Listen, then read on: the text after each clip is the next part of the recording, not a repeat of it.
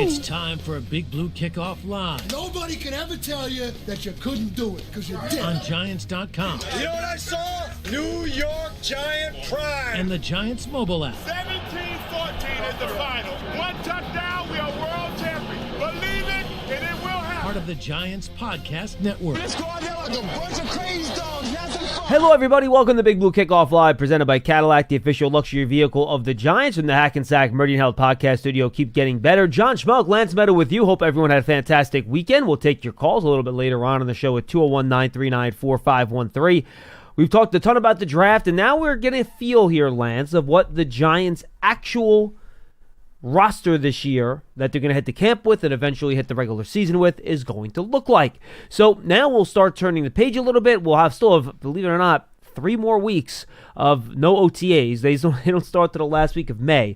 So we got some time to fill here, folks, would be the theme. And we're going to start taking a look at the Giants roster. We'll do a more general look today, and then we'll try to key in on some things over the course of the next couple of weeks. So, Lance, first of all, how are you? Good to see you. I'm doing well. Absolutely. Good to see you. And I'm completely with you. I would echo your sentiments. This is now a bit of the quiet period after the busyness of the draft, and now we sort of anticipate a little bit of a build-up towards the early stages of June, because at this point they're not really doing much activity. No media availability, to the football field. Yeah. No nothing. Exactly. Next week we will get the schedule, so at least we'll have that to bang around for a couple of days, which will be fun. And then you got at least some stuff at OTAs and minicamp, and then we'll have the other slow period from middle of June or end of June to the middle towards the end of July, when, again, there's just not a whole lot going on. We will take a week or two off during that period as well. Pearson wants to tie it off. I know, he's so spoiled. But we'll have that. But, again, we'll carry for the next 3 months, try to, a couple months, 2.5. We'll try to do some fun stuff with you. We'll do our team previews. We'll do some other stuff as well. And stay tuned to the end of the show for a special segment, which I think you probably won't enjoy, but I know Pearson will, so we'll get to that at the end of the program. All right, 201-939-4513. But I don't want your mic on yet. You pipe down over there. I have to defend myself. Yeah, here. defend yourself, What? Pearson. I'm in your corner. Were you working from home a couple days last week? I did. It's yeah, nice. But that sounds nice. based on the number of podcasts I delivered, was I actually working from home? Yeah, you were. Yeah. Thank you. Sadly, I had plumbers in my house for 5 hours on what was that, Friday. And if you guys know what plumbers charge per hour, Oh, yeah. that was not fun. What was the day. issue? We had a few different things. We had our spigot outside with the hose was leaking. Okay. But you can't just replace the spigot. You also replace the pipe heading out to the spigot, and then they had to do it. It was a whole One thing leads to another. So there was Yeah. that, and then when we moved into the house, instead, people have like the Brita filters usually to filter the water. We had an under the sink system, so it kind of goes through those little like filters under the sink and goes back up. Well, there was one in the house when we moved in, and it finally broke, so we had to get a new one. And I looked at it for about 5 minutes, and I'm like, I'm not going to be able to do this. No, I So- don't suggest and recommend you do that. So the plumbers came in. They did the spigot outside. There was a toilet that was running too. They had to fix that. And then they had the filter system under the sink that they had to do. And then it's funny. I walked in about 30 minutes after they started doing it. I'm like, yeah, I would have had no shot at this. Well, with their parts everywhere. Yeah, Everything was on the absolutely. floor, yeah. And the guy goes, Exactly. you probably would have called this in about 20 minutes. And I go, no, you're wrong. I would have been yelling and screaming for 20 minutes, And then I would have called you. That's correct. Yeah. So that was not fun. But we do, by the way, we did Kurt Warner late last week. Is that up yet, Pearson? No. But it will be up at the end of the day today. Be up by like 2 or 3. So that'll be up in the afternoon. We did Kurt Warner last week. We got Corey Black's head coach, Mike Gundy, from Oklahoma State. So that'll be coming your way as well. And if you guys haven't checked it out, look at that Chase Daniel Giants Huddle podcast that we had go up end of last week too. A lot of stuff on Jackson Dart coming up next couple of weeks that I think you guys will really enjoy. All right, but for today, and we'll finally get to the point here, we're going to break down and rank what we think the Giants' best position groups are. We did this last year. Lance and I had very different rankings last year, which I think was fun. We'll do it again this year. We'll see where we're at. And then we'll take your calls. We'd love to get your rankings on what you think the Giants' best position group is, what their maybe the group that needs the most help might be, and then we'll go from there. So, Lance, just to talk about the basis of what I did here, I had 3 major categories that I looked at in each group, and this is, I think, my order of importance as well. So, is there a difference maker in the group? That was the first one. Do you have a star that's going to make a difference in that group? Yep. That, to me, was the most important thing for me. Number 2, this was the second most important thing. Is there a hole in the starting lineup where you're like, I don't know how good this guy is? Number 3, is there a concern with depth? Those are, and the fourth one that was kind of a little bonus, is there a young player with promise that you're developing? I kind of like that to be part of the mix too. But those are my three major criteria when I looked at each one of these groups. Yeah, I would boost number 3. I think 3 is I know you critical. would. Well, listen, it's a favorite term of mine, but there's substance behind it, both literally and figuratively speaking. And this is why our ranking is going to be a little bit different, which is good. Because think about it. I try to look at this exercise also as worst case scenario, Armageddon. You have to act like that. And first of all, everybody's going to stay healthy for all 17 games, okay? I understand there's optimists out there, but even the ideal optimist has to come to the realization all 11 starters on either side of the ball, they're not playing all 17 games. Mm-hmm. So if you don't feel good about the third and fourth player, depending on how many starters you have at a given position, yeah, I'd say that position's in trouble, John. So I looked at that as really number 1. And then, yes, I took into consideration, is there an all-pro caliber player in the mix? Is there a difference maker? Is there a guy that defenses need to think about, or vice versa, offenses need to game plan around? That's the 2 key pieces of criteria that I focused on when I put these rankings together. And by the way, if you're watching this streaming on YouTube or on the Giants app, you like our new fancy LRAP that we have in there. So we started that for the draft. Now we're going to have it in there. And eventually, we're going to put Pearson to work and put some really cool stuff in that bottom tracker thing. He's thrilled, by the way. Oh, yeah. You can tell. He's always looking to do more. So enthusiastic. Yes. Yeah. I Always mean, he doesn't very have enough excited about computer screens in front of him right now. Yes. I think we could add a graphics computer on top of that. At least there's tons of space in here. That's true. Yeah. Well, because today you don't have 75 people on top of you, Pearson, so we could breathe a little bit in this room. All right. Why don't you go 1, and then I'll go 2, and then we'll kind of go back and forth. Okay. Sure. So who's my your honor top and my 1? pleasure. I really how much you put thought into allowing me to go first. I greatly appreciate it. Well, number 1 on my list is edge. That's where I went me too. In terms of starting the positional rankings. And it goes back to the criteria that we talked about. You've got Brian Burns, who to me is a difference maker. He's a guy that draws the attention of the opposing offensive line. Then depth. Okay, well, you got Kayvon Thibodeau. I really like the addition of Chauncey Golston. I think that's one of their most underrated free agent signings this year because he was coming off a breakout campaign with the Cowboys, and you're not asking him to come in and be a monster, but you know what? If Golston could give you 4.5 to 5 sacks this season and be a rotational productive player, hey, mission accomplished. Another guy that I wouldn't overlook is Victor Dimukeji, who had a breakout year 2 years ago, and if you noticed about his numbers, it's not so much on the line of what he did over 16, 17 games. It's what he did with respect to his snap count. He's also an underrated guy if he can carve out a roster spot. And 2 guys that they brought in, to me, are interchangeable. Jeremiah Ledbetter has played both positions. I would slide him to defensive you would tackle put him, if okay. I were, yeah. Roy Robertson Harris also has been interchangeable. I was talking. I would put both those guys at DT. Okay, I think that's fine. I was talking. The only reason is I talked to somebody last week about it, and they see Roy Robertson Harris is kind of like that 3 technique type, and they see Ledbetter as the backup to Dexter at nose tackle. Believe it or not. Okay. So I would slide him into the defensive tackle category. That's fine. I mean, I look at what both of them did specifically in Jacksonville, and Roy Robertson Harris was with Seattle last season. I have him penciled in next to Dex as the main guy to start. Correct. But Ledbetter, to me, is a guy that has a lot of time at defensive end throughout the course of his career. So that's why I was willing to throw him in there. But once again, I'm going to now the 5th, 6th guy on the depth chart. You're missing one important guy there, by the way. In terms of edge? Yes. Well, the guy that they just drafted. Yes, he's Correct. not on your list. No, I know. Well, he's remember, kind of important. Well, no. I know the rookies like the back of my hand, so I'm not too overly concerned. This is only a preliminary list. You're looking at it. Made sure he had Victor Dimukeji on the list. Well, Abdul Carter. Yeah.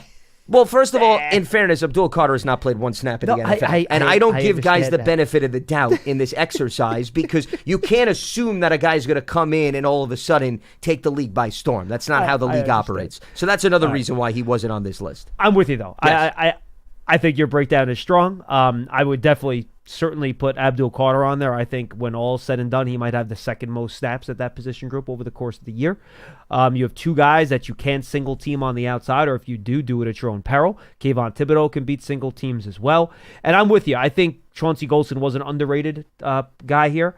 And I'm also going to include him in my defensive tackle group Yeah. Because he's going to be a 3-technique pass rusher. Sure. You know, I think Roy Robertson-Harris is probably more of an early down player at 3-technique, and then Golston will be a guy that reduces into there on pass rushing down. Specifically third downs, yeah. All right, so I'm going to go with my group here. I'll go with number 2. I went running back here, Lance. And I think Tyrone Tracy has the talent to be a very good running back. There's no all-pro Pro Bowler in this group, at least not yet. I love Scam Scatterbo coming out of the draft. Again, guy that can do everything. And then I think Devin Singletary is somebody that can do everything too. So you have 3 running backs in that group, one a reliable veteran, one a young veteran in Tracy heading into a second year, and then a rookie in Scatterbo. 3 guys that are really interchangeable to me. You can put any one of those 3 on the field on any down and feel good about it. Whether it's pass pro, receiving, rushing, they're all complete running backs. And if one goes down and you got to go to war with the other 2 guys as just as a 2-headed monster in the backfield, you could do that too. So I think you feel good about maybe not an extremely high ceiling of play, but a better than average running back starter, along with good depth, a veteran, and there's no hole. So I think while maybe nothing, knocks you off your chair, I think the group it's a very safe group, and you're going to get very good production out of the group, no matter which one of those 3 guys is in the lineup. Yeah, I had running back 3. Okay, so, good. I mean, we were in the same vicinity. I would share a lot of the same sentiments that you just threw out. Plus, I wouldn't overlook. I mean, we don't know how many guys are going to make the roster, but I think there's still potential with Eric Gray and also Turbo, who is still a young player, too. So there's actually guys behind the top 3 that you listed that, I would be okay if they made it as the 3rd or 4th running back. There's at least some potential there. Singletary has had starting experience where he could carry the load. We know what Tyrone Tracy could do based on a very productive rookie year. And Cam Scatterbo was probably one of my favorite picks, if not the most favorite pick, especially once you get into the middle later rounds because of his collegiate resume and the versatility that he brings to the table, not just his power running, but also his ability to catch the ball out of the backfield. So that's why I put running back in the same territory, That's fair. But I had them number 3. Okay. What's your number 2 then? 2 on my list may be a surprise to some, but it goes back to what we were talking about. I had offensive tackle as number 2. Okay. And Andrew Thomas is an all-pro player. By the way, this is where it gets tough. Like, this was not an easy exercise for No, me. not at all. I thought it was very difficult. You go backwards and forwards, and there's no right or wrong answers, remember, in this exercise. It's to each their own in terms of how they view players and so forth. But Andrew Thomas, unlike the running back group, okay, you have an all-pro. Now, you hope he could stay healthy, but, hey, I don't have a crystal ball. And, Lance, I had them at 4, and the Andrew Thomas injury stuff made me drop him to 6. And that's understandable. I get that. I can't. He just hasn't stayed on the field consistently enough. Yeah. The reason why I elevated tackle was I think they have some options behind the starters, guys that have starting experience, not guys that you drafted and you're hoping for something. You're talking about players that have also been interchangeable a little bit, right tackle, left tackle. I'm talking about James Hudson and Stone Forsythe.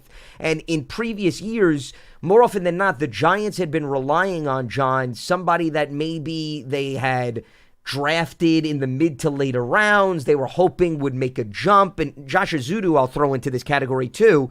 So I think there's a little bit more proven talent at this position to make me feel not overwhelmingly confident, but God forbid Andrew Thomas or Jermaine Illuminor goes down and you need a spot start or 2 from one of those other guys, that you're not throwing a guy into a baptism by fire situation.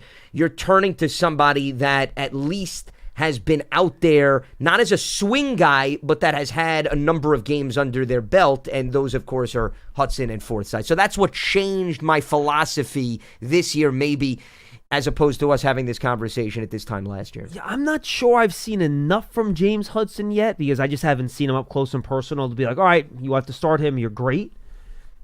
I know the Browns let him walk, right? He could have been their swing tackle, and they let him walk out the door for not an exorbitant, if the reports are correct, exorbitant amount of money. So I want to see more with him, but I'm with you. They're kind of in this middling group that I was going back and forth on. Okay, my number 3 now I'm up to, right?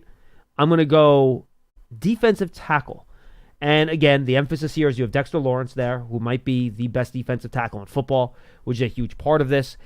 And even though maybe you can argue that you don't know who the second starter is, really. And again, the Giants are in nickel most of the time, so I'm considering not the 3-man line. I'm thinking about the 2-man line, right? you might not know who that second guy is every down. So I think maybe there is a little bit of a gap in that starting lineup. But you already mentioned a couple of the players. You have Ledbetter, you have Roy Robertson Harris, you have the young developmental guy in Darius Alexander that I think you really like. I like, again, on third downs, Chauncey Goldston reducing into a three-technique pass rusher, so I'll include him in that group here because I think he will get a significant amount of time as a pass rusher on third downs. And then, you have other young guys. DJ Davidson's still here, Jordan Riley's still here, Casey Rogers is still here, and then Nacho, the veteran, still here. There's just so much depth here, Lance, that I lean into the depth argument with this one. So you nailed 2 out of 3 on this one, which is why they landed in the third spot for me. You got the superstar, and then you have a ton of depth. So that's why they kind of push their way into the 3 spot for me. They were number 5 for me. Okay. My concern with this position group is not volume. My concern is, and we saw this last season, when Dex gets hurt, is there somebody that moves the needle, John, enough? And I understand realistically you're not going to get an all-pro, but are you going to get somebody that can up the ante in terms of the sack total, can help collapse the pocket, not just a guy that's going to stop the run?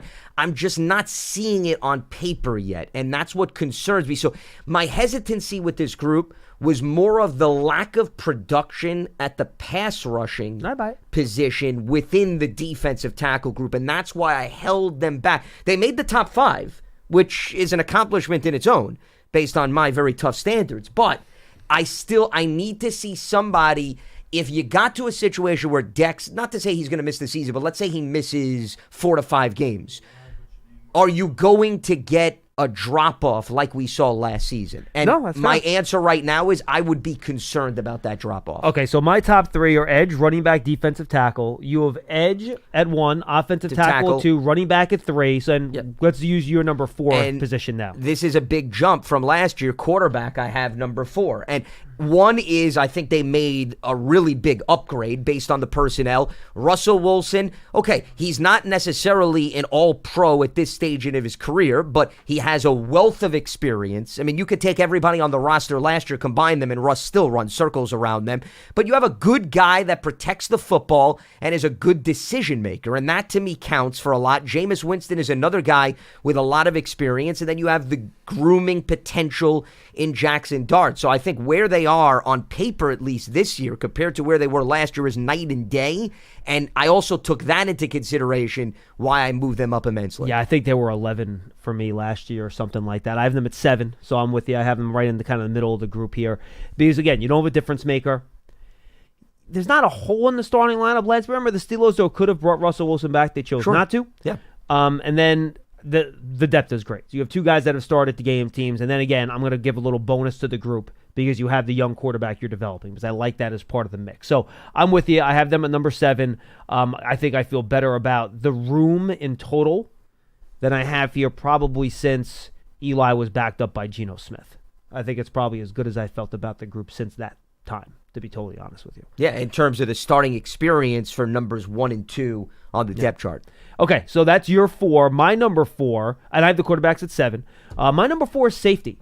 And I'm leaning in here because I think you do have a difference maker in Javon Holland. He doesn't have the hardware yet to show that in terms of the Pro Bowls and the All-Pro, but I believe he can be that type of player. So maybe I'm anticipating a little bit here rather than going off track record, which is fine. I think Tyler Nubin getting into his second year as an ascending player. The reason safety did not get higher is that, how about the depth? Behind them, you have Dane Belton, who's played a bunch. He hasn't proven he can start. And then after that, I mean, Giant fans, I know the names, but if I polled, 100 Giant fans that I called into the show, Lance, and I listed them: Anthony Johnson Jr., Raheem Lane, Makari Page, and Tommy McCormick, how many Giant fans would know more, and heck, one of those guys, and be very familiar with them? I'd say very slim, if not none. Heck, Correct. If those 3 guys walked down the streets of Manhattan. They walked down the hallway here. I was trying to maybe, expand our horizons a little. If they walked down some random street in Manhattan and you had the most diehard Giants fans that you could come up with, I would still be confident that the diehard Giants fans would not recognize them. And I should note, by the way, 2 of those names are reported additions as undrafted rookie free agents. I'm just reading off the Our Lads depth chart here. The Giants have not confirmed any of those guys yet as undrafted guys. That list usually gets usually not released until the morning of the start of minicamp on Friday. Yeah. So I wouldn't hold your breath on that, guys. But again, I'm just going off the depth chart here. So again, I think depth's an issue there, Lance, for safety, but I really love the 2 starters so much I was willing to put them up here at number 4. Yeah, and I had safety in the same vicinity. Safety was just outside my top 5. I have them as number 6. Okay. But I'm just as concerned about you as the depth. I mean, the fact that Dane Belton can at least be somebody that can Correct. be thrown in the event that Holland or Newman gets hurt makes you feel somewhat comfortable because Belton has been exposed to snaps in previous years. But if you lose 2 of these guys, John, I mean, that is a huge question mark, a huge wild card. So I like the potential of Holland, but remember, it's a proven commodity. Holland is a really good player, but at least from a recognizable standpoint across the league, he hasn't gotten the recognition yet compared to a Dexter Lawrence or an Andrew Thomas, some of the other proven commodities that we were talking about. So that's why I wasn't willing to boost up safety. They're just outside my top 5. Okay, so we've talked about all of your top 6 right now, correct? That is correct. All right, so my number 5 has not been mentioned yet. So let me give that, because that's what your next one is too. And then I'll let you take a lead on it. But my number 5 is wide receiver. They are your number 7, if I'm seeing that correctly, correct. right? Yep. And why don't you take the lead on this, and then I'll kind of follow up on it. Why do you have receiver at 7? Well, receiver is 7 for me because of concerns about depth. I'd say that's the number 1 question mark. You've got Neighbors, you have Slade, and you have Robinson. Behind those 3, John, they did bring in Zach Pascal and little Jordan Humphrey. Okay, you got some veterans, but those 2 in particular haven't necessarily been wow me guys at their previous stops for a variety of reasons, whether it's injury, opportunity, you name it. They're going with some young potential outside of those 2. So you look at Wan'Dale Robinson, hasn't been the poster child of health. Darius Slayton has dealt with some injuries in his career. Neighbors has only had 1 year under his belt. You're missing Jalen Hyatt on your list there. Yeah, Hyatt too is another guy. But, once again, Hyatt and his snap counts last season. I understand. Where does he fit in? I think he alone is an interesting conversation we could talk about before even discussing the rest of the receiver position. So he gets thrown into the depth conversation, which right now may have bodies and volume, but not a lot of substance behind that. So that's why wide receivers to me was 7. Remember, this exercise is not about Neighbors is great. He's a special player. But one guy alone doesn't necessarily rescue an entire position group, and you have to at least think through that lens. And I think that's probably why they got pushed up a little bit more for me, because that's my number 1 criteria. Is there a difference maker? That's why they got the 5 to me for 7 for you. My concern here, Lance, is that they just re-signed Darius Slayton. He's a really good player. But if you look at what the reported contract is on him, his salary is in line for what a number 3 wide receiver would normally make, right? Maybe even a little bit less. Like, look what Gabe Davis's contract is. He's a number 3, all right? And then compare that to Darius. Darius is making a little bit less than that even, right? So they don't have a true number 2. Like, Wan'Dale hasn't proven he's a legit number 2 wide receiver yet. I love Wan'Dale. He's great, but he hasn't put up that consistent production year to year yet. And again, Slayton has proven that he's really good at what you want him to do. But again, look what the market just was for him. It was the market of a number 3 wide receiver. Number 2 wide receivers in the National Football League now are making $20 million. Like, that's what it is. Some making 30. Go talk to Jalen Waddle and T. Higgins, right? So I don't know if you have that number 2 that's going to consistently make you pay if you pay too much attention to Neighbors. So that's kind of where I'm looking at here. You have Hyatt. I think you can still develop him a little bit. You mentioned a couple of the bigger vets that are also going to be special teams players like Pascal and little Jordan Humphrey, who I think could be nice players. And again, little Jordan Humphrey playing some tight end. We'll see about that. I don't know. But so that's why I have them at 5. I'm just worried about the lack of a true, like, tried and true number 2. Like, just look at the division. Deebo Samuel's the number 2 receiver for the Commanders. Devontae Smith is the number 2 wide receiver for the Eagles. Yep. Now, the Cowboys also lacking a true number 2. In fact, I'd argue I think the Giants receiver corps is actually better than Dallas's right now. I think, Slayton has more pelts on the wall than whoever the number 2 is in Dallas's wide receiver room.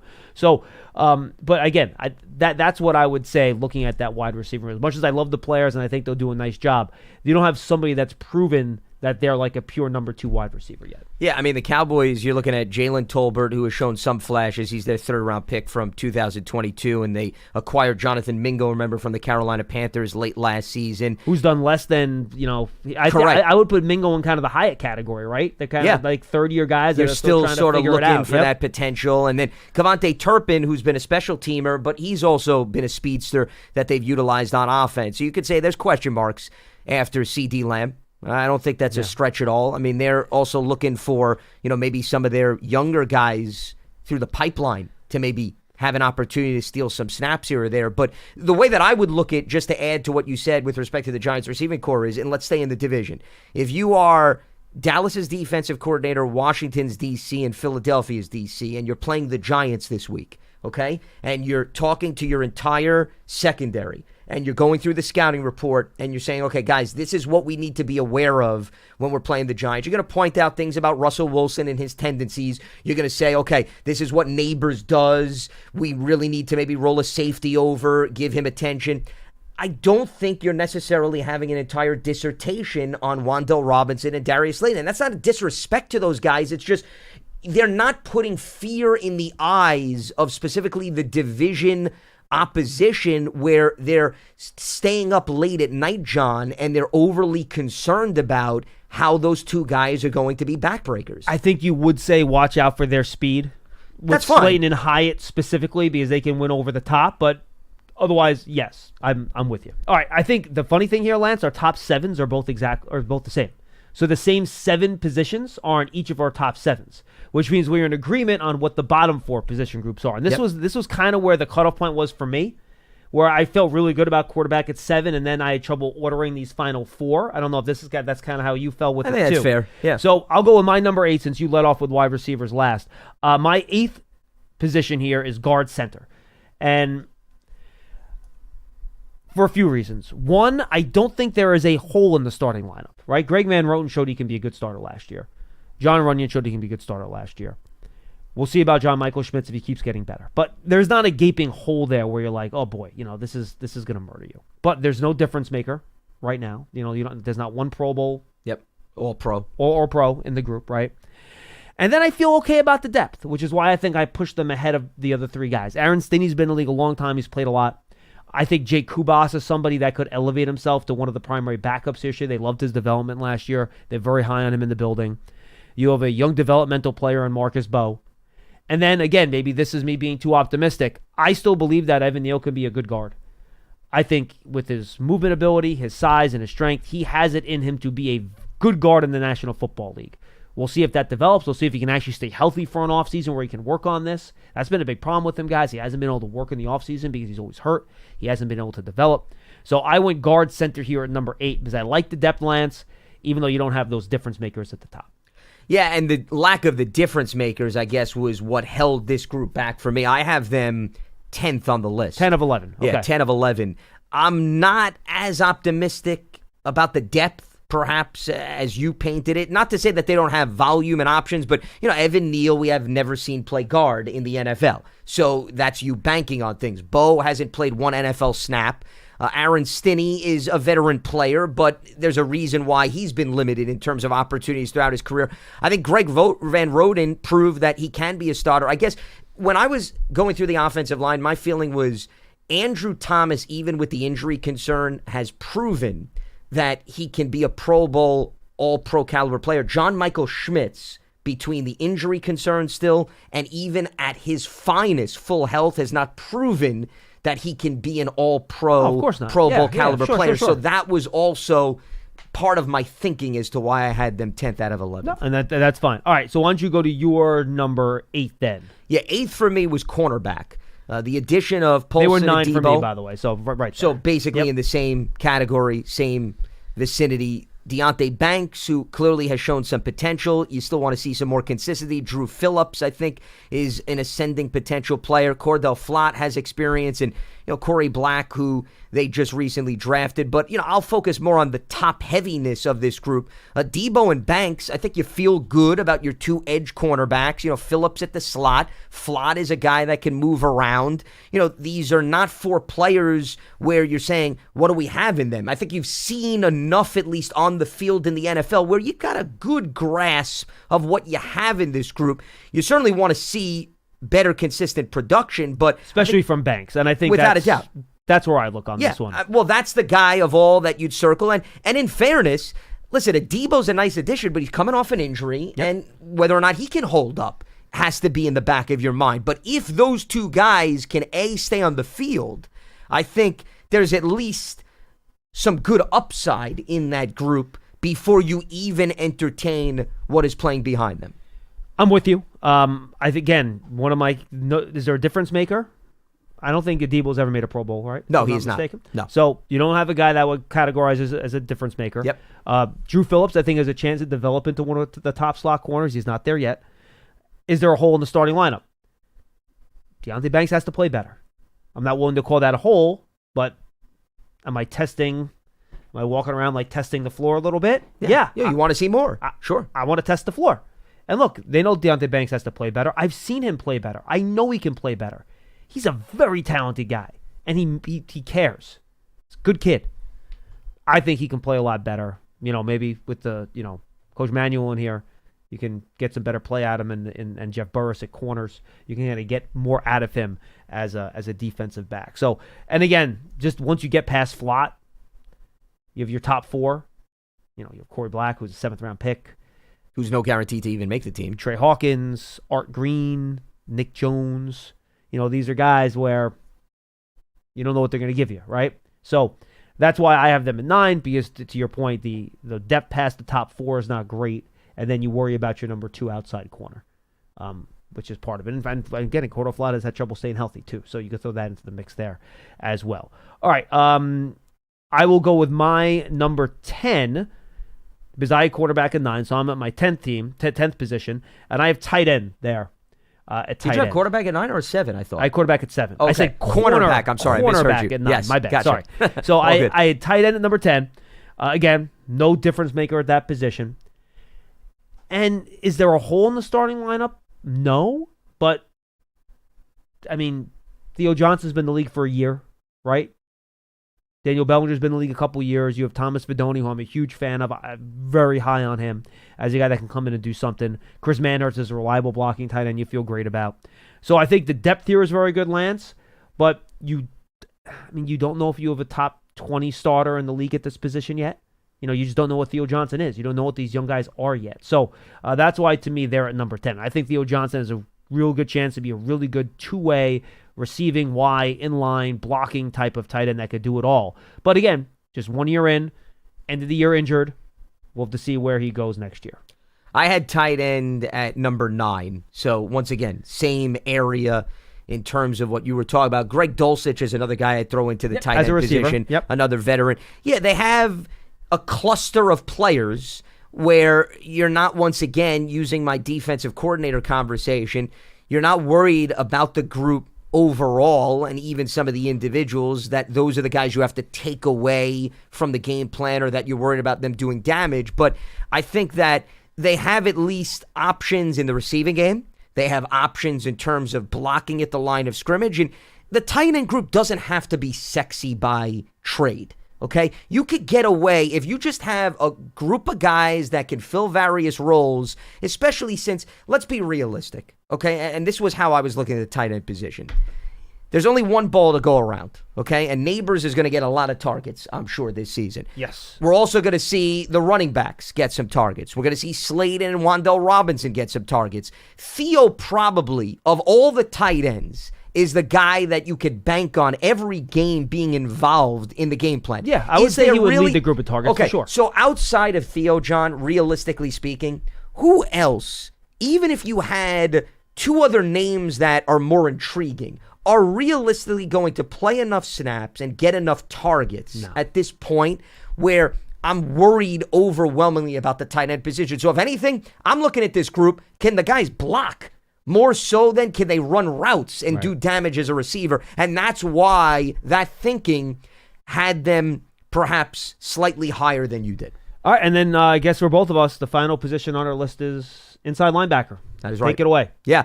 Well, you like Bobby Okereke until he got hurt last season, so there's a little bit of a concern there. Micah McFadden's been a staple, but, I mean, after those two guys, John, and you saw what happened when Okereke went down late last season. Darius Muasau has shown some flashes, but, I mean, we're talking about a very small, minute sample size. Deontay Johnson, an undrafted player who, made a significant jump out of Toledo. So, the jury is still out there. And then after that, it would be the same thing as we were talking about with the safety position. If you had a lot of these other guys walk down a random street in Manhattan, I don't even think some of the diehards would recognize them. Special teams guys, at least when they get before they got here, Sure. Flanagan Foles and Chris Board that have played mostly special teams. But heck, maybe they can step in and play linebacker too. I'm with you. And I'll just throw in long-term, Lance. Ty Summers is another guy. Ty Summers, yep. Last year of Micah McFadden's contract. Bobby Okereke, third year of a big contract he signed. Yeah. And Darius Muasau just second year as a rookie. So just moving ahead with the Giants, I think their biggest need still moving forward is to making sure you have that second really good guard across from Runyon, long-term solution at that position. You hope it's Evan Neal. If he can get a chance to do it this year, maybe he can develop into him. You re-sign him, you can do that. Again, Greg Van Roten could start this year, but he's 33 years old, 34 years old, whatever he is. So that's not a long-term thing. And then inside linebacker, I think, would be another one. And then offensive tackle, just because Jermaine Illuminor is on the last year of his contract. And you got to figure out what you're doing at that spot. So those would be the three spots for me, Lance, that I would kind of keep an eye on in terms of like your next set of needs when you're thinking about the draft next year, that you're looking ahead into the future as positions that you kind of need to fill out a little bit. The reason I didn't put tight end in there is because you have so many young guys. I hope one of those guys steps up for you. I hope Deonte Banks at corner steps up, plays well. Then you don't have to worry about filling the spot at cornerback either. But those are the spots that I would kind of keep an eye on here. And then to kind of, try to improve those spots moving forward. Well, linebacker still needs to be a top priority. It was a position we talked about leading into the draft because, remember, they struggled mightily in stopping the run last season, John. And you could say, okay, well, the goal is if you have better play up front, then that alleviates the play of the linebackers. Well, linebackers is part of run defense. But linebackers, correct, Absolutely. is still critical. And you can't expect that every single play, the defensive line is going to stop the guy from penetrating. They're going to get to the second level of your defense. It's going to happen, and it's going to happen quite often. So that means that your linebackers better be in position to prevent that running back from getting to the third tier against the safety or the corner on the perimeter. And once again, if Okereke and McFadden go down and the Giants have to look at giving Muasau and Johnson a lot more playing time, that could become troublesome and problematic. And that's where you can tell me all you want about the attractiveness of the guys up front and how they have options, but that goes away, John, quickly if there's no, I call the linebackers, those are your cleanup guys, okay? Those are the guys that wear the hard hats, okay? They bring their lunch pails to work every day, and they do the dirty work. It's not always flashy, it's not always sexy, but they do enough of the work that prevents a small issue from all of a sudden becoming a major problem. And if you don't feel good about the interior play of your linebackers, that could whittle away at the rest of the infrastructure, specifically of your defense. So I would put that position right now, even as we're evaluating it, miles ahead of what still remains a concern to me, as you pointed out, long-term interior guard play. All right, let's get to your calls, folks. 201-939-4513. Again, my list just real quickly. Edge, running back, defensive tackle, safety, receiver, offensive tackle, quarterback, guard center, cornerback, tight end, linebacker. Lance, what was yours from top Mine to is bottom? edge, offensive tackle, running back, quarterback, defensive tackle, safety, wide receiver, cornerback, tight end, guard center, rounded out by linebacker. With another impactful draft and free agency class in the books, it means it's full steam ahead for the 2025 season, everybody. Take your fandom to the next level with the Giants season ticket membership and catch all the action at MetLife Stadium with an exciting home schedule on the horizon. Oh, there are a lot of really good teams coming into MetLife Stadium. That's absolutely true. With the membership, you'll also stay connected to the club all year round, not just on game days, with exclusive member access and benefits. To learn more about a New York Giants season ticket membership, visit giants.com/tickets. tickets. All right, let's lead us off. Maurice Montclair has been holding the longest. Then we'll get to Joe and Chris. Maurice, what's going on? Hey, how's it going, guys? What's going on? We're good. Hey, man, listen, you guys touched on a lot of the things that I was going to reference, sort of like the linebacking depth and the offensive line. And primarily, you touched on something specific, John, that I really liked, me and my boys talked about, was the wide receivers as far as us not having, like, a significant number 2 guy. But here's the deal. While I was sitting back listening to you guys, this was also something on my mind. Can we figure out what Graham Gano is going to do? Is he going to be the guy? Can he kick? Can he actually kick? I love Graham, but I heard him, I think I heard him discuss something last season where he said, like, you know what, he didn't want to bail out. He wanted to uphold on the contract, and he wanted to fulfill that. But, like, he dealt with injuries and a bumps and nicks and bruises. What's the deal with Graham? And I had one more, but like you can just break that down for a second if you can. Well, Maurice, I'll do it quickly. I don't really have much of an update on Graham yet. The guys are just entering phase 2 of their offseason workouts today, so they hit the field literally for the first time. I don't have an update on Graham, I got to be honest with you. Well, we'll get to talk to the players in a few weeks, Maurice, but as of now, the fact that Giants have not brought in another place kicker would intimate to me that they feel pretty good at moving forward with where they are with Graham, and I think that's kind of where we sit. Though they could very well bring in another leg for training camp if they don't want to overwork Graham Gano. I wouldn't necessarily rule that out, but the fact that Jude McAtomney's in the building as well, by the way. So, I mean, I don't think that there's an overwhelming amount of concern given the fact that there wasn't a lot of dialogue about that in the offseason. I'm sure based on his injury, I mean, I don't know if he had any offseason procedure. I don't want to speak out of line, but I'm sure he took care of his body in any way possible given what he dealt with last season. And keep in mind, remember, it was early in the year, and those are the killers. When you get hurt early in the year and things linger, you don't have the time, even with a bye week, to overcome that. So, I mean, that's the big reason why last year was troublesome for him, because it happened relatively early in the year. Got you. Okay. I just want to wrap up with saying this. Hey, John, I heard you say a few episodes ago, and I swear I loved it. You said that Abdul walked around with a swagger and an edge to him. No more choir boys. The Giants have done good thus far in the draft. Continue to bring in guys that has this mentality. And lastly, what was the last thing I was talking about? Oh, Joe Shane ain't done. I think Joe Shane ain't done. I think looking back at his track record, I feel like, he's probably not done adding to the team. And, John, can you do me a favor because you're so good at it? Could you just give us, the listeners, like a landscape of like what's out there left in free agency in case, Joe Shane wanted to go back in there and probably add a few assets? Maurice, good question. I don't have that list in front of me. How about we say that for tomorrow's show? I think Paul and I will look for a topic for tomorrow. Why don't we tackle remaining free agents in the market? I think that might not be a bad idea. But the Giants will have to free up some money in order to make those signings based on some of the public available information out there. The Giants are pretty tight right now in terms of money they have available. So you would have to probably renegotiate a couple or just convert some money to signing bonus on guys like Dexter and Andrew Thomas and guys like that in order to make that work. Well, and remember, if guys are still on the free agent market, there's a variety of reasons. Some, it's a product of they just don't want to be in camp. A lot of veterans think that way. But, others, either maybe they had off-season surgeries. If you're a fan thinking that there's going to be a huge difference maker walking through that door at the beginning of July or late July for the start of training camp, I think you got to be a little bit more realistic in terms of how you think. I mean, you can even look at the roster. Every year is different. Last year, who came in at that time in the summer that you look back and say, wow, made a tremendous difference. I mean, even go back a few years. Now, I'm trying to think of, in my mind, John, the only example that I could think of, and this is back, when the Giants added Leon Hall, the former Bengal secondary player, right? If you remember, that's the best example I could give you. When Leon came in, he was a nice late addition, and I thought he made an impact. But I would say Greg Van Roten last year. Okay.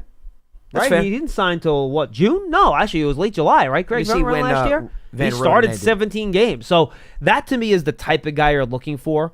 And if you look at the guys that are out there, it's, Lance, to your point, the veterans that probably are okay not going to off-season program stuff. I'll just go off of the spot track list real quick. Keenan Allen, Amari Cooper at wide receiver, Shaq Mason, Brandon Sheriff on the offensive line, Matt Judon, Preston Smith, Zadarius Smith in terms of pass rushers. Von Miller is a pass rusher. He's going to retire, right, Von Miller? I mean, he's at the tail end of his career. We talk about wide receivers. There's rumors Amari Cooper might be going back to Dallas. I know Jerry Jones apparently would be a fan of that. But, Justin Simmons at safety, along with Marcus Williams. Those types of guys. Stephon Gilmore is a player that's signed late. He may go back to Dallas, too, actually. Oh, really? There's been some talk, yeah. Really? Even after they drafted Ravel? That's interesting. Well, but there's been some talk, at least, that there's been some conversation. I'm not saying that anything's imminent, but it's possible. Rasul Douglas is still a free agent. He's a good Slot player. corner, yeah. So there are some guys that are out there, but you're looking at kind of those veteran stopgap types as guys that can kind of come in and help you a little bit. So I think that's really what you're down to here. Now, there isn't a ton out there of guys that are really going to help you. 201-939-4513. Joe in Pennsylvania. Joe, I haven't heard from you in forever, man. What's going on? Oh, I'm here and listening. Don't worry. I'm happy you're. No, Joe. Honestly, I was worried about you. I'm happy you're well, man. You don't have to worry about me. I just disappeared like Lance a little bit there. We're always here. Were you guys hanging out together? Were you guys chilling? No, you weren't hanging out with Joe. No, I can't speak for Joe's whereabouts. So I was very happy with the draft. I did see the last time we drafted a number one defensive end and a number one defensive tackle or a number two defensive tackle. You know who that was? Let me think. You're talking about when you say number one, meaning the first guy that went off the board in the draft? Well, I mean, what do you mean by that? A number one, they went number one in the draft. First round. A number one pick, although the Giants had two number ones this year, but he was a number one defensive end, and then the tackle was the number two. No, who would it be, Joe? It was in 2010, Jason Pierre-Paul and Linval Joseph. That's a good one. Yep. No, that's good. Yeah. They wouldn't be bad if we'd, again, have them like that. So, nope, that was it there. And I hope Evan Neal can come around because with his run blocking there, I think he can make a difference. That running back we signed, how's he with injury? Because he don't shy away from contact. Scatterbo? You're talking about the guy they drafted. Yeah, Scatterbo. No, and I think that's one of the reasons he dropped in the draft, talking to people around the league. They're not sure how long he's going to be able to stay healthy running the way he does, Joe. But look, running backs, you don't assume you're going to have him pass the first contract. You assume you get him for the first contract, and everything else you kind of just rolling the dice on anyway. So I was just saying, how was he in college?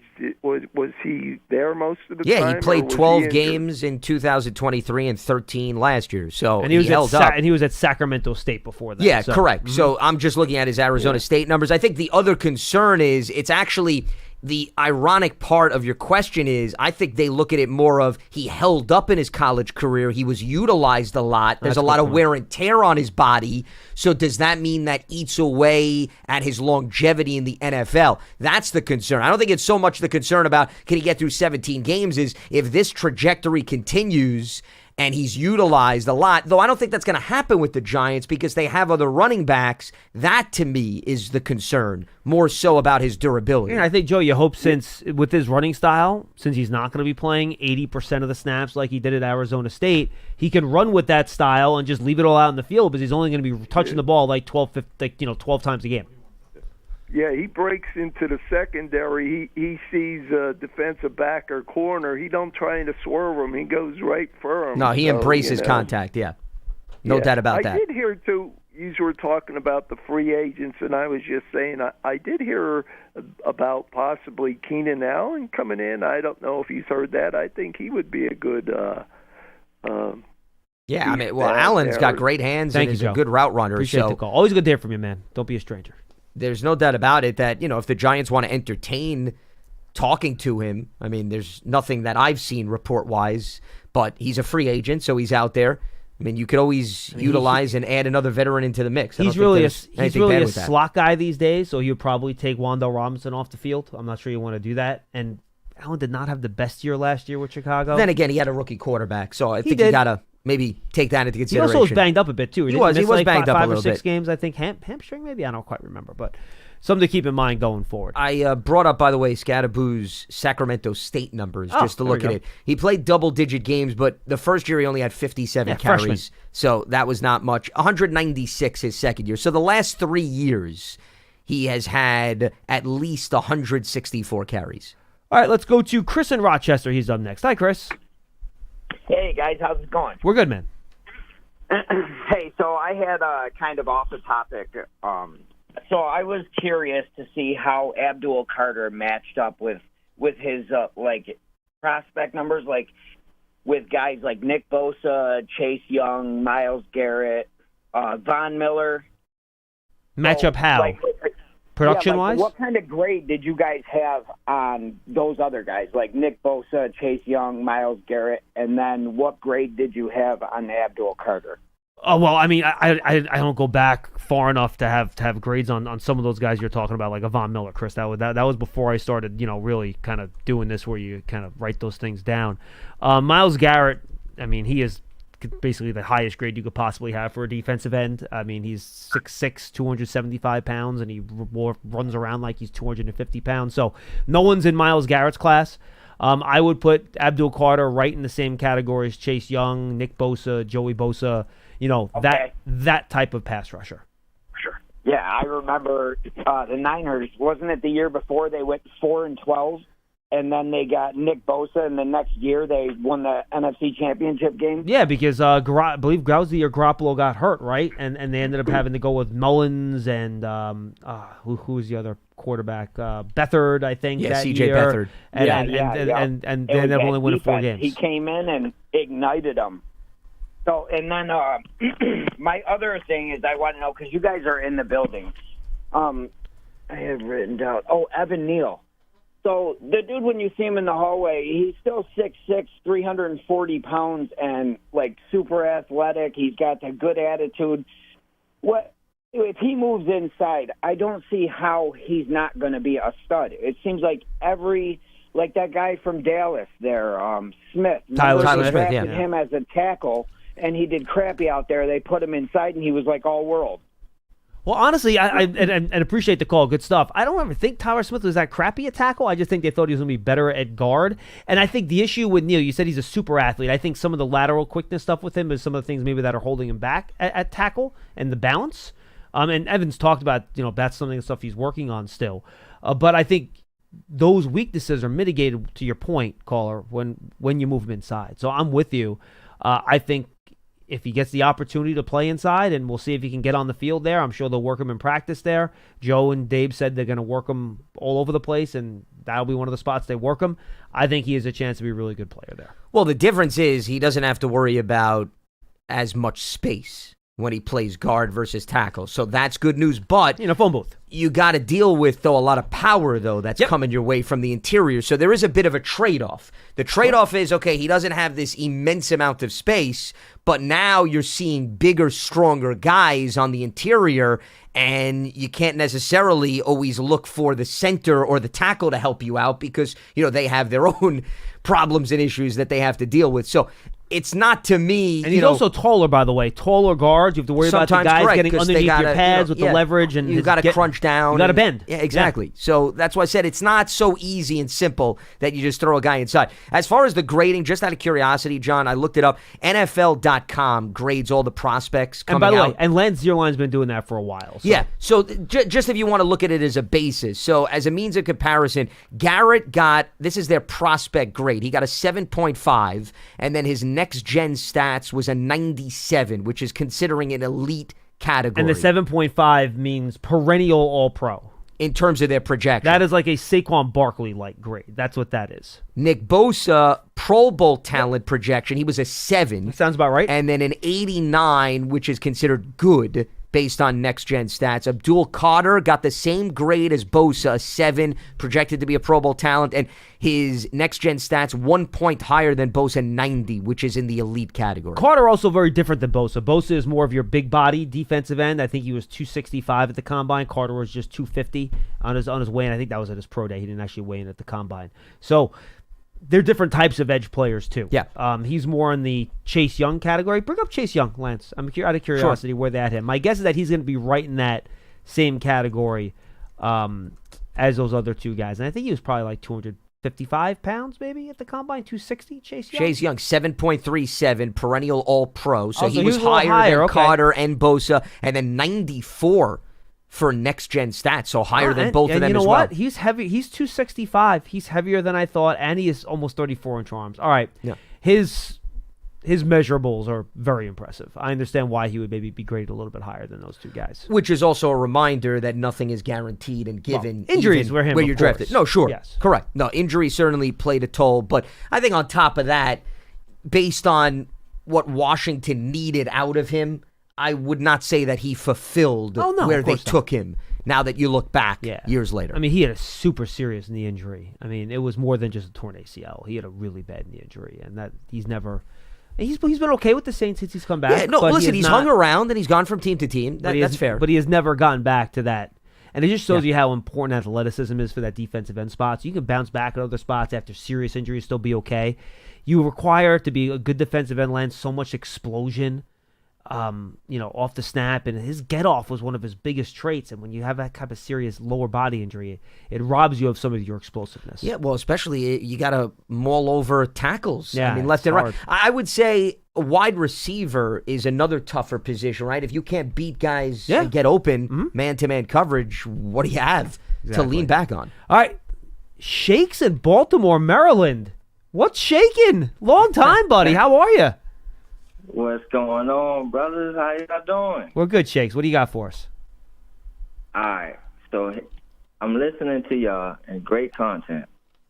But wide receivers, I got two things. But You're still on. You've been calling for 15 years, bro. You're still on wide receivers. I love it. Man, y'all know where I'm at. I know. Yes, I do. Quarterbacks, wide receivers, linebackers who we finally got. But for the wide receivers, though, y'all had them ranked low. And to me, I think it's a little wrong. I think they're going to be. Hold on. I think they're going to be a little better, and this is why. I get y'all point. I do. I get y'all point.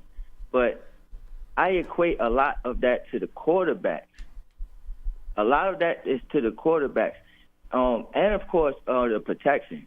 But, again, to me, I equate that to the quarterback as far as calling out signals, protections, all that stuff matters. No, that's fair. So, anyway, with the veteran quarterbacks coming in, I think they'll be better blocking up, better protection, and they will have these wide receivers going down the field. Now, the problem with Slayton is not his speed, not his separation. He gets open. He just got to catch the ball. His hands are inconsistent, Shakes. I think that is fair. Right? And as far as Hyatt, he didn't have a lot of chances last year, but in his first year, you seen he got a lot of deep balls, but he got a lot of deep balls, and I think with this quarterback, Russell Wilson, who y'all know I call Obama is going to give the ball to Hyatt.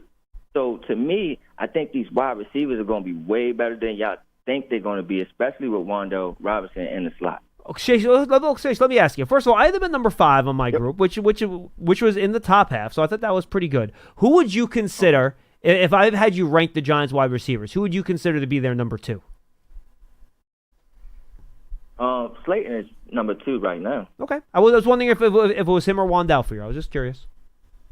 Yeah, no, Wandell is in the slot. That's his position. Well, he could be a number 2 though. There are receivers really that are the slot, and they're still the second best wide receiver on the team. So who do you think the second best wide receiver on the team is? Number 2 target. Yes, correct. Not number 2 wide receiver. Yes, correct. I got you. Yes. Yeah, I will go with Wanda. Okay. It's close though, right? Yeah. And I think it's Wandell because he will have all those, across the field. He'll get all those dump balls. Yeah, he runs the intermediate routes. Yeah, a lot of balls that he gets to run after the catch. Now, Shakes, it would not have shocked me, by the way, if they did not trade that extra third-round pick for Dart in this draft, if that extra pick in the middle rounds there could have been a wide receiver. That would not have shocked me. I wouldn't have been shocked either. And my last thing that I wanted to speak on was Evan Neal, as far as because a couple of last callers or whatever was speaking on him. And here's the thing with him. Never been a problem of power or anything like that, right? He has all these tools. The problem with Evan Neal has been the footwork. And I think inside that booth, you don't have to have much footwork. But I think he's going to have a better season. Now, here's the thing, and here's the kicker that I don't think a lot of people understand or know.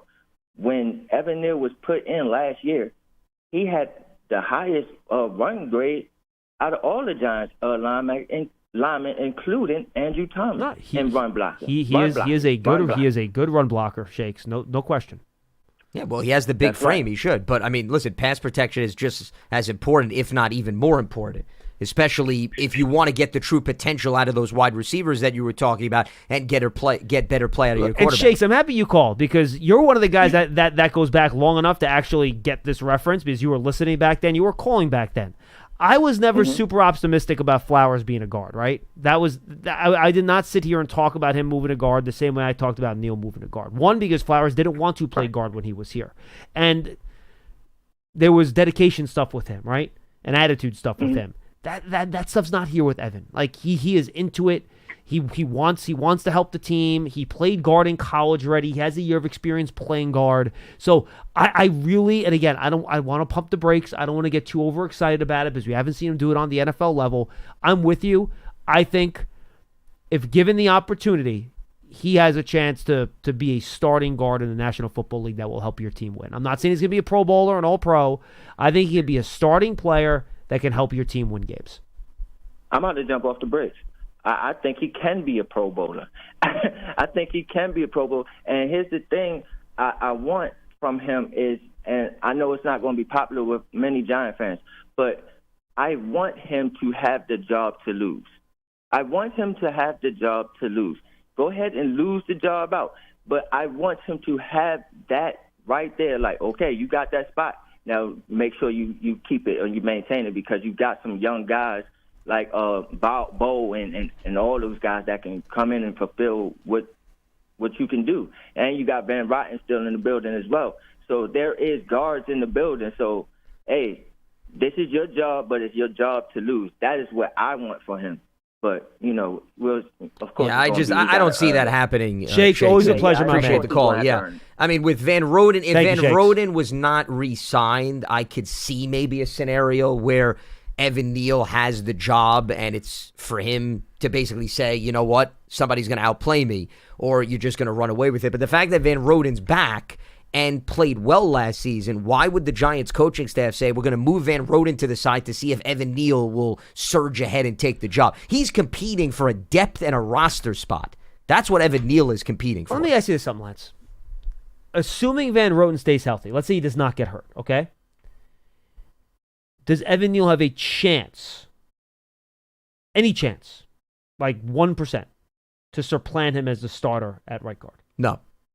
I don't give him a chance at all. If you're giving me the scenario of Van Roden staying fully healthy, if Van Roden does not miss in any training practices, camp or anything, he's healthy, no, he doesn't miss any time. I don't see a pathway for that to happen. I see a pathway. Evan Neal could be the backup guard. I could see that pathway. I'm not going to put it at 0, but I think it's low. Yeah. I think you're looking at a 10% chance. He would have to be really dominant in games and in practice, in joint practices. Like he would have to do the equivalent of like bat 1,000, right? He would have to be wonderful and fantastic, which by the way, I hope he does. And by the way, at some point this year, there's going to be the chance to start a guard, right? I mean, you're not going to have and if JMS gets hurt, by the way, you know who's going to move to center, right? Probably Greg Van Roten. So that could open up a spot at guard too. Yeah. So at some point this year, there will be a chance for a backup guard to go in and play and start. And you hope that Evan Neal's the guy when that happens. Or he's so dominant, to Shake's point, in the spring and summer. And again, guys, this is not going to happen in the spring. So put that aside right away because there's no contact. There's no pads on. I mean, what are you going to be able to tell? So we can start having that conversation when you get to the summer. Yeah, when Evan Neal puts the pads on and goes up against number 1 defensive lineman or even the top-tier number 2s, and he stands out on a daily basis, John, then you could maybe entertain a little bit of a competition. But until we get there, and that has to happen, by the way. It's not just him getting on the field. It's him getting on the field and making a name for himself. I'm not willing to go so far to say that Van Roden has anything to worry about. Lance, good stuff. Yeah, absolutely. Well, Pearson, you wanted serious predictions. He put his headphones down. Well, he wants to go eat lunch. Well, so he's do quick. I understand. Okay. I'm also hungry. All right, Knicks Celtics get started tonight, 7 o'clock. I'm just going to get hammered today because you got Lance, who's your resident. No one hates the Knicks more than Lance does. Stop that. I don't think that's a fair assessment. You hate the Knicks, No, Lance. I just. Oh, don't come no. on. Lean into it. Lean into it. You hate the Knicks, and that's okay. My viewpoint is that too many Knicks fans are unrealistic. That's my problem. You hate the Knicks. It's got nothing to do with specifically the players root against of the team. them. You root against the team actively. I would not say that's a fair characterization. That is not true. That's not a fair characterization. That is absolutely fair. That's not. First of all, it depends on who they're playing. Yeah, when the Bulls are playing the Knicks, I'm not rooting for the Knicks. Of course I know so you're not, Lance. But if I've seen you come in here giddy after Knick losses. Well, but it has to do with who the fans are that I've talked to and that I interact with on a personal basis. Yes, that could very well influence things. I'm not going to shy away from that. No, but to say that on a daily basis, I'm invested in them winning and losing is completely off base. No, you love that is completely off pleasure base. in other people's misery. It's one of your No, it depends on who the person is. Yes, I would agree. But to say everybody open-ended, I don't think is fair. I'm going to go to the Celtics fans first, or do you want me to go first, Pearson? I will let you produce this segment. How do you want to handle this? What do you want to do? What are we doing? Serious predictions. Knicks All Celtics. right. Well, you want to go first? Yeah. Okay, go first. I think it's 4-1 Celtics. Okay, when do the Knicks get that win? Their first game at home. So you think Game 3 at the Garden? Yeah. Okay. Lance? I think the Celtics are going to sweep them. I think the Pistons, in an alternate universe, easily could have walked away with a victory in 5 games. My biggest concern for the Knicks... Easily in 5 games? Oh, yeah, but he doesn't hate the Knicks. Hold on a minute. Easily in 5 games. It took a 21-0 run to win Game 1, did it not? Oh, let's go over these things. That's what it took. How many 21-0 runs have we seen over the course of the NBA regular season, if you even look back at every game this season? What did it take for the Pistons to be close in Game 6? It didn't take a 21-0 run. It was a 20-2 run in the fourth quarter. It was a far more competitive game than anything that Game 1 showcased. Oh, that's not in terms of every game was close. No, they all came down to the wire. They all came down to the wire. Get to the series prediction. We got lunch to get to, guys. Now all of a sudden you don't want to talk about this. No, because I don't want to go into the Knick hating like you do. It's not the Knick hating. See, this is the problem with Knick fans. You could have easily handle said the realistic Lance, viewpoint. if you would have said the Pistons could have easily won the series, I would have been fine. Yeah, and that's exactly what I was pointing to. No, you said they could have easily won in 5 games. Well, they could have because there were 2 scenarios. First of all, the foul that wasn't called at the end of one game should have sent the Pistons to the free throw line, and then the 21-0 run. This is the guy who got mad of the bad non-pass interference call at the end of the Saints-Rams game, whatever it was, and fans shouldn't get mad about that. I didn't say he hates them so much. I did not say that the NBA should give the Pistons win. That's the reality of the circumstance. A foul was missed. It happens. I'm not losing sleep over it, and nor should Pistons or Knicks fans. That's the nature of the NBA. I'm bringing up, though, there was contact, legitimate contact to call a foul. I've said on the air that it probably shouldn't have called the foul. So that's fine. There's a distinct difference. I think the Celtics are going to win, and I could see them very well sweeping this series because if they continue to play isolation basketball with Jalen Brunson, I think Boston has better defenders than Detroit does, and that's my biggest concern about this series. Hey, look, the Celtics are awesome. I mean, in their last 5 playoff series, they're 20-4. I mean, I didn't realize this. Pearson had told me last week. They have not gotten to a Game 6 in the last 2 playoffs. They just beat teams in 5 games constantly. The regular season games between the Knicks and the Celtics were not pretty. The Knicks with Karl Anthony Towns are not equipped to guard the Celtics in the way they shoot threes. And I'll give them the gentleman's sweep. I'll give 4-1. I'm with Pearson. I'm afraid it might be the Celtics win the first 3, Knicks salvage a Game 4, and then they lose in 5 in Boston. I would feel good about if the Knicks can get it to 6 and only 2 of the games are blowouts. I would feel good about that series when all is said and done. But if the Knicks can really make this competitive, because no team has really made it competitive against the Celtics in the last 2 years, I would be very impressed. What was the in-season matchup when they played each other? Oh, it was bad. The Celtics annihilated the Knicks in the first 3 games. 4-0. Yeah, it was 4-0, and the first 3 were it wasn't even close. Celtics won by I averaged 25 points. And then the last game, when neither team was really trying, it was a close game. So I wouldn't put too much stock into that. Well, I mean, the Knicks didn't beat the Cavs, the Thunder, or the Celtics this season. They were 0-10 against all three of those teams. Not to say regular season means much of anything at this stage, but I think, once again, if we're dealing with the reality of the circumstance, the concern is... No, the Celtics are a better team. The Celtics are probably the best team in the league. No, but I guess I'm looking at it more of a Knicks pathway. The Knicks pathway is Karl Anthony Towns has to be a consistent second force scorer. Oh, no, he needs to play like an all-NBA player. Yeah, I mean, that has to happen. Has to happen. If that doesn't happen, there's really no point of talking about anything else. They're going to put a 6'6" wing on him and Jason Tatum, and he has to dominate the matchup. He has to. Yeah. He has to. Because if he doesn't, he's going to get played off the floor defensively because of all the three-pointers the Celtics take. And that's just the way it's going to go. And that's assuming Jalen Brunson averages 35 a game. Correct. Plus, which he might not be able to because, again, the Celtics defense is so good. Drew Holiday is now in this series. And listen, and Thompson and Schroeder... and Jalen Brown are good defenders too, by the way. So, and he's going to see all of them. And so is Derek White. Derek White's also an excellent defender. He's like the forgotten player. Watch how much the defender on Hart helps on other players. Because they don't respect they his leave him open. Pearson, that's the other key. Yeah. Josh Hart has to take like 10 threes a game. And make them. Well, no, you know what? He only has to make 3 or 4. Like, that's it. If he would just, but he has to make the Celtics respect him as a shooter. Or else they're just going to switch off him a lot. Dude, Porzingis is going to Porzingis is going to guard Hart. He's going to have his back turned to him, and Hart's going to have to make him pay. So to me, and again, I'm just assuming Brunson's going to be great, which is no guarantee, to Lance's point. Hart on offense and then Towns overall. Those are the two keys to me for the Knicks to have a chance in this series. Hart and Towns have to make the Celtics pay for the way they're guarding those two players because they're going to do everything they can to stop Bridges, Anunoby, and Brunson specifically, and they're going to leave their worst defenders and challenge Josh Hart and Karl Anthony Towns to beat them, and those guys are going to have to beat them. And if they do, the Knicks will have a shot. If they can't, it's not going to be good. And the defense and the rebounding, too, which is just not at the same level and caliber of where it was when Hartenstein was in the mix. I mean, the one guy that they are missing immensely is Hartenstein. Of course. I mean, that is a massive hole. They tried to bring him that back. They have not filled. CBA rules. Sure. I mean, listen, it's the rules of free agency. I'm not saying that the Knicks did wrong. They lost him. It's money. It is what it is. But I'm still saying they're still missing him. That's the guy that they really need. Absolutely I just hope both teams have fun. You hope both teams have fun? That's all we want. That's quite the analysis, Pearson. I would just hope your Celtics are healthy for the next round. You got two guys with injuries. The Holiday's a little banged up. What are you coming for us or something? No. I'm just saying, from a Celtics perspective, injuries have been an issue this year. Porzingis was hurt during the year. Yeah. Holiday's coming off a hamstring. Jalen Brown hasn't been the healthiest he's been all year.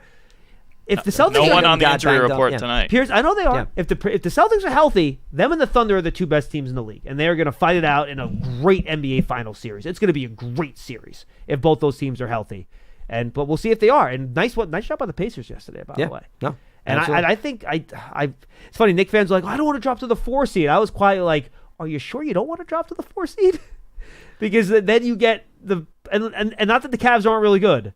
But they're not the Celtics. No, and I would feel much better about playing Cleveland than Boston. You ask any Celtics fan, they'll tell you how good the Pacers are. No, dude, Knicks lost them. Pacers are a pain in the ass. Knicks fans should know from last year. No, they're an excellent offensive team. Excellent offensive team. All right, we got to go eat. We got to go stuff our faces with some Cinco de Mayo nacho bar and stuff that's going on in there. It's pretty good. All right, thanks for being with us. Hackensack Meridian Health Podcast Studio. We're going to need to go to the hospital after the food we're about to eat, folks. I don't know about that. Keep getting better. Okay. I don't know what you're insinuating, but yes. It's little coronary action. Who knows? Okay, you were taking it to... There's some queso in there that's delicious. That's all I'm saying. Okay. I was thinking completely different. No. What did you? I was thinking I wasn't thinking of coronary arteries. No, I was. No, not, I was not thinking the other. No, stop. I was thinking of the other thing. They've cooked good food back there, Lance. No, I wasn't questioning the staff. I just thought that's what may take you to the emergency room. All right, that's all we have time for our Big Blue Kickoff Line presented by Cadillac, the official luxury vehicle of the Giants. Bonus basketball content at the end. Thanks for joining us. We'll see you next time.